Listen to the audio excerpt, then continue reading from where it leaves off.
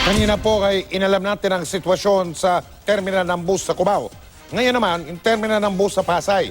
Kasabay ng pagbuhos ng mga bayahe ng bus pa probinsya ay ang pagkabuhos din po o pagkaubos din ng pasensya ng mga pasahero na hindi makauwi sa Visayas at Mindanao. Mula sa Pasay, live po itong ulat na ito ni Chino Gaston. Chino?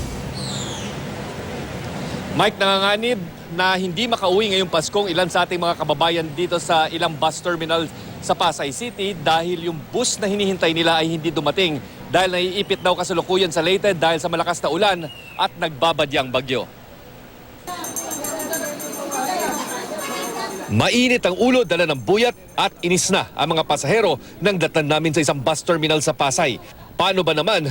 Kahapon ng umaga pa raw sila naghihintay sa dalawang bus ng Mindanao Tourist Shuttle Service. Karamihan ng mga stranded papuntang Mindanao at Visayas. Dalawang araw na ngayon. Dalawang araw na kayo naghihintay dito? Oo, walang matulugan. Tayo lang. Wala pa kami mga tulog. Paano yan? Hindi na kayo makakauwi kasi... Kung may bus, maghanap pa kami. Kasi siyempre may mga bagahe kami mabigat eh. Ang masamang panahon at nagbabadyang bagyo sa Visayas ang binigay na dahilan sa aberya ng mga empleyado ng bus company. Nasa Leyte pa yung iba dahil di ba may low pressure din. Gusto naman nilang i-refund na lang natin. Yun nga lang, kahit pa ma-refund, malamang hindi na rin makakakuha ng ticket ang mga stranded na pasahero. Sa mga katabing bus terminal kasi, wala nang mabiling ticket.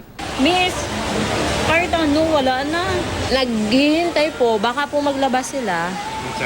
Chance passenger. O kaya may magbalik ng ticket. Nagdagdag na ng mga bus na biyaheng Bicol, Visayas at Mindanao ang mga bus companies gaya ng kumpanyang DLTB para sa Christmas season. Nasa 40, lahat-lahat ng babiyahe. Mas madami bukas kasi mas peak season bukas. Pero sa dami ng mga pasahero, kulang pa rin ito. Mike, yung inireklamong bus company kanina ay sumubok pang umupa ng ibang bus para maisakay lamang itong kanilang mga stranded na pasahero.